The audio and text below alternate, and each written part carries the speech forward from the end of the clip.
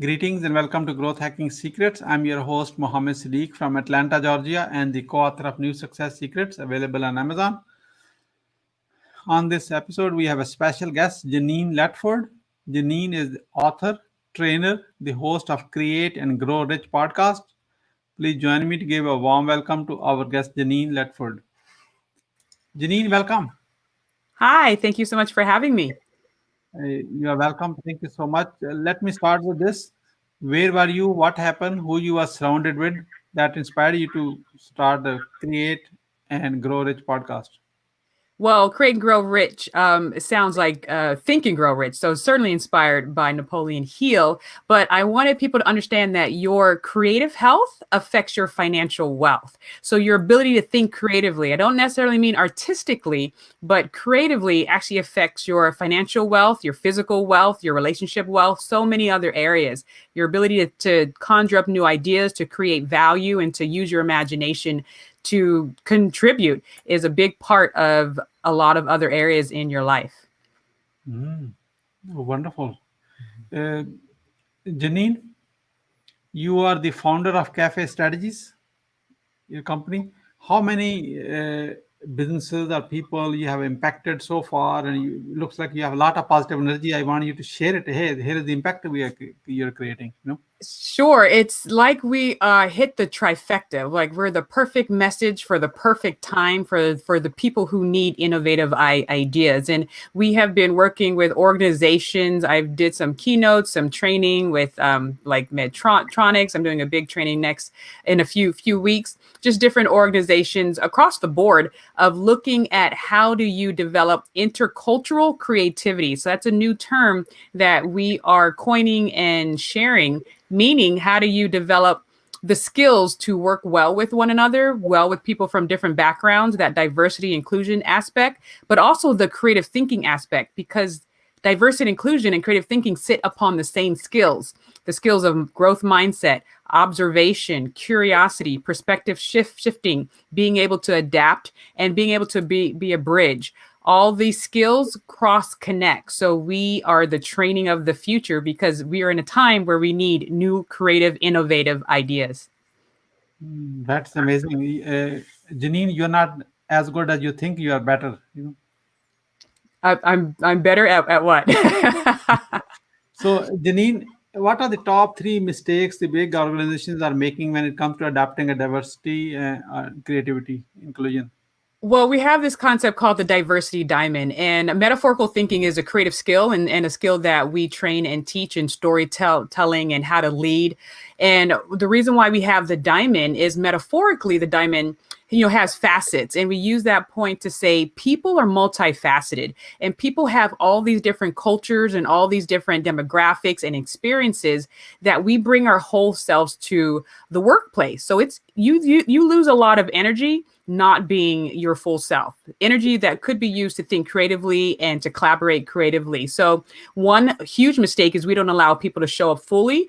Another mistake is there's not a psychological safe environment. So why would I teach creative thinking if people are going to a toxic environment? It makes no sense. It really is futile. So we really look at the diagnostics and the diversity strategy of a company, and we work with leaders and the C-suite on how do you really develop a environment of inclusion so your people can feel creatively empowered. And then lastly is just really allowing people the skills to have that intercultural development. People don't understand that it's a developmental process. We understand math is and languages, but your ability to work well with one another and to be able to see each other's viewpoint and to be able to see the cultural aspect of each other's experience, that's a developmental process. So we give the IDI, which is the intercultural development inventory, and we give everyone a debrief about where they are on the continuum of intercultural competence. So that's the framework of intercultural creativity. And we're just so excited to continue being a part of the solution during this time. So what's the third mistake they should avoid? They're doing it, what? That was the intercultural development aspect. We're putting people in leadership positions, and some of them may have an orientation of not being monocultural minded. And you really want to give people the training to be intercultural and global minded. Definitely now we're in a global workforce, especially now. We definitely were before the pandemic, but especially now. So making sure people have the skills to be globally minded and having those tools are going to be key. Definitely. There is some echo. I can hear myself. Okay. I still can hear myself. Okay, it's good now. Okay, thank you so much. So, Janine, while we're working with many organizations in helping them to adapt to diversity and intellectual creativity. Okay, so I'm sure there has been some many mishaps and failures. I want you to share a one greatest failure story. What did you learn from it, and how did you recover from that? Well, I'm a big idea girl and I love big ideas. I love my imagination. I love that I just want to change the world. But one mistake is trying to do too much at the same time and not really being focused on what needs to be done now at this time. And so really being aware of your priorities, aware of delegating. That's another big mistake. I love to do everything myself. And at a time when you're starting your own company, even though I've been doing this work for 15 years, doing it on my own is relatively new. So starting your own company and trying to do everything yourself and then learning when to pass things off is key. So that's still something that I'm learning to do now.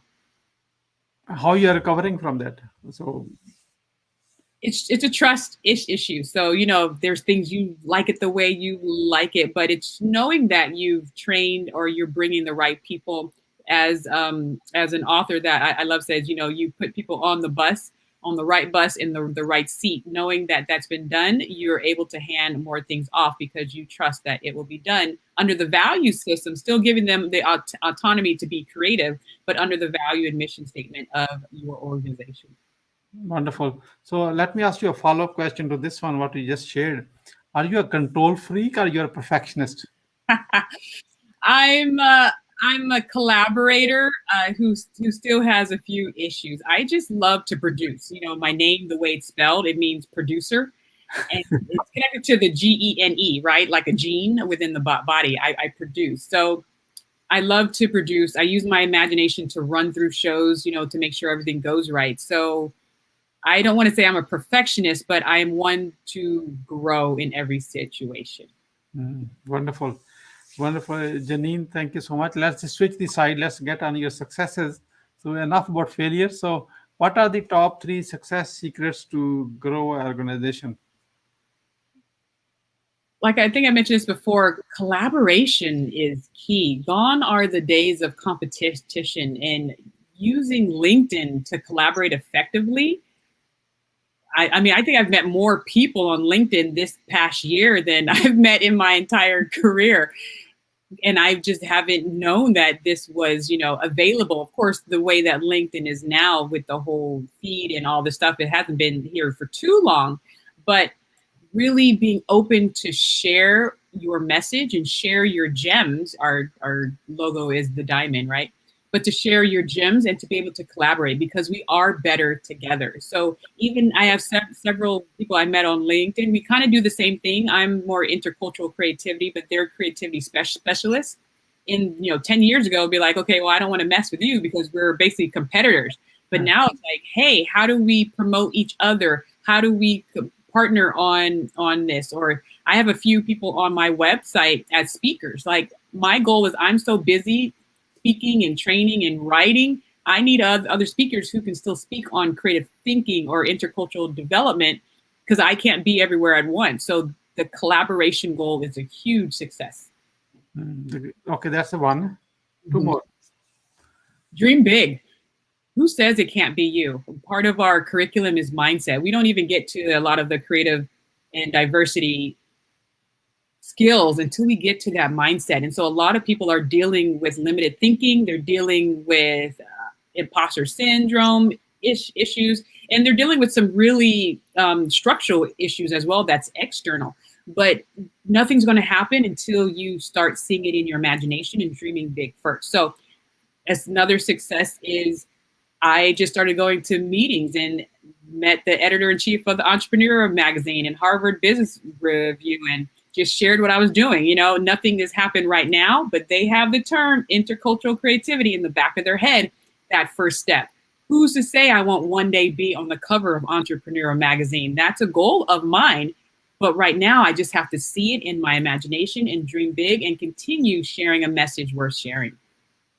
I love, Janine, how you're seeding everything. I get it. And telling the universe, yeah, I'm ready. Yeah. Tell me what to do. I'm willing to take on that one. I love it. And One more success secret. Yeah. one more success secret. Let's see.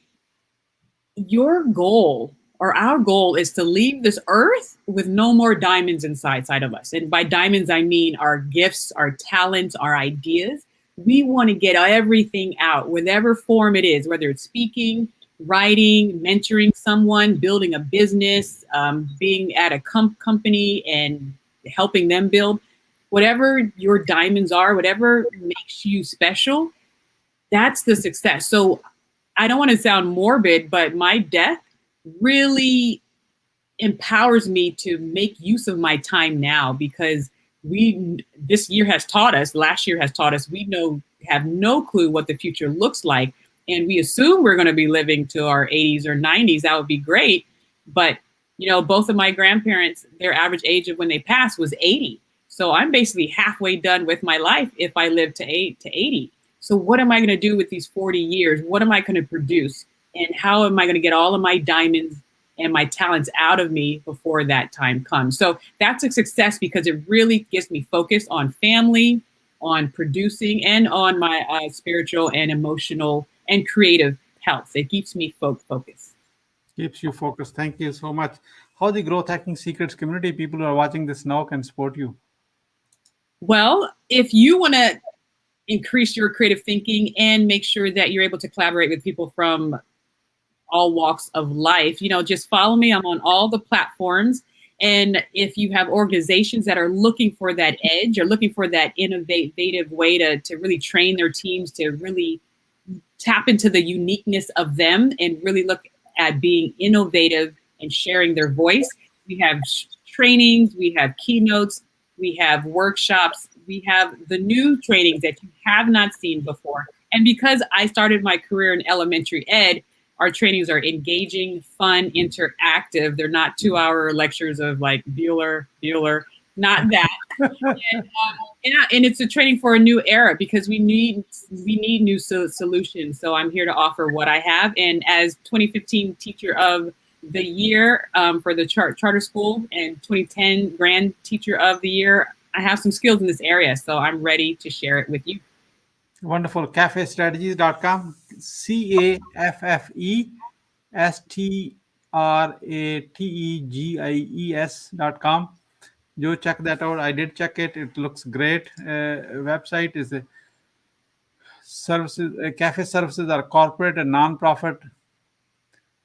Intercultural creative training, educator profession development, faith-based. Oh my God, you guys, Janine, how you come up with all these ideas? Creative thinking, now the most powerful force in business.